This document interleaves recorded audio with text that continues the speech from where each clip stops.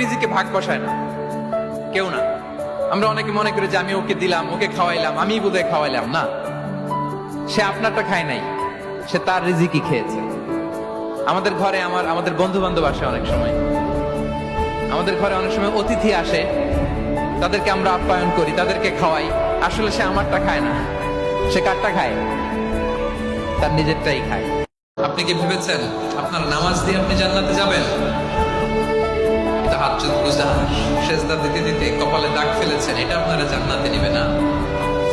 আপনি এলাকার সবচেয়ে বড় হাতেম তাই দানশীল, এই দানের ভরসায় বসে আছেন।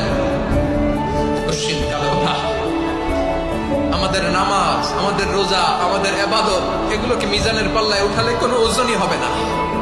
তবে আমাদের একটা কৌশল জানা আছে, আমরা আল্লাহর রহমতের ভিখারি।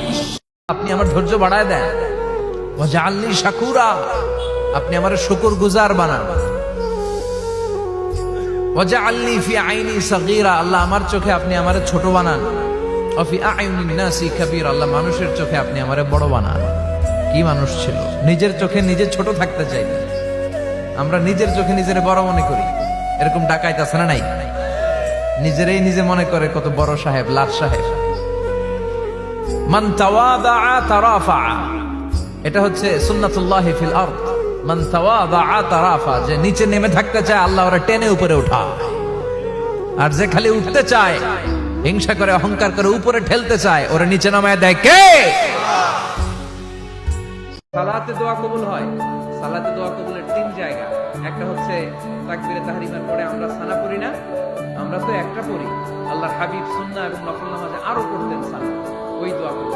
দুই নাম্বার জায়গা সালাতে সিজদায় পড়ে দোয়া করলে কবুল হয়।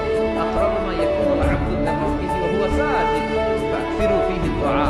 বান্দা যখন সিজদায় লুটিয়ে পড়ে, বান্দা আল্লাহর সবচেয়ে কাছে চলে যায়। দেখা যায় সিজদাটা মসজিদের কার্পেটে করেছে, দেখা যায় কপালটা জায়নামাজের উপরে পড়েছে, দেখা যায় সিজদাটা আমার কপালটা মসজিদের টাইলসে পড়েছে। কিন্তু বিষ্ণুবী বলে টাইলসের উপরে না, জায়নামাজে না, তোমার সিজদাটা তোমার রবের কুদরতি পায়ের উপরে পড়েছে।